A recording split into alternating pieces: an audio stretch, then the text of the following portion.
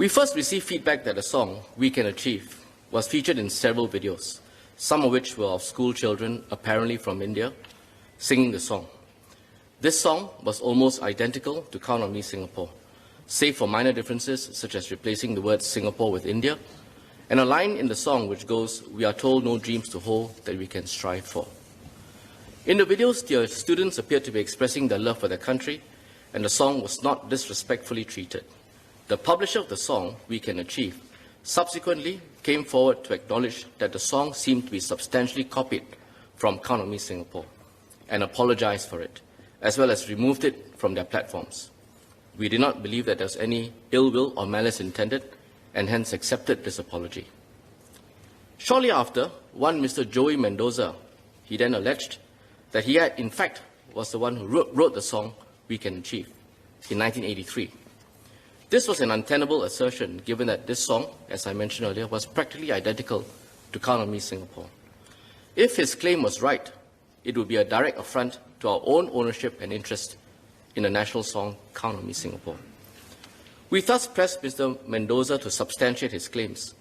If he could not, then he should withdraw them. We were prepared to initiate legal proceedings, if necessary, to protect our position. At the same time, we also undertook extensive fact-checking in Singapore and in India to refute Mr. Mendoza's claims. We obtained confirmation of contemporaneous and documentary evidence of the writing of the song Count on Me Singapore. Mr. Jeremy Montero, a respected musician and cultural medallion recipient, was witness to the events at the material time contemporaneously. Members might have read his account in the news of how he worked alongside Mr. Hugh Harrison when Mr. Harrison composed the song in 1986. In response to our request for proof of his claim and to substantiate his position, Mr. Mendoza then changed his position. He subsequently withdrew his claims. He admitted that he had no evidence to support his claims and confirmed the following in writing: that he unconditionally and irrevocably withdraws all claims to the lyrics and music of the song We Can Achieve, which he recognizes is similar to Count on Me Singapore.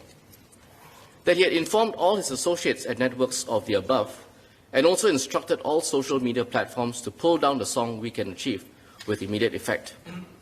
And that he had no intention of attacking the integrity or professionalism of Mr. Harrison, the original composer of Count on Me Singapore.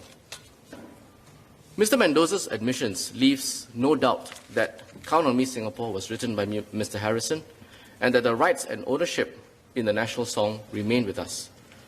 Mr. Mendoza also wrote to us to confirm that the song We Can Achieve has been taken down from known networks and platforms. We have thus let the matter rest on this basis.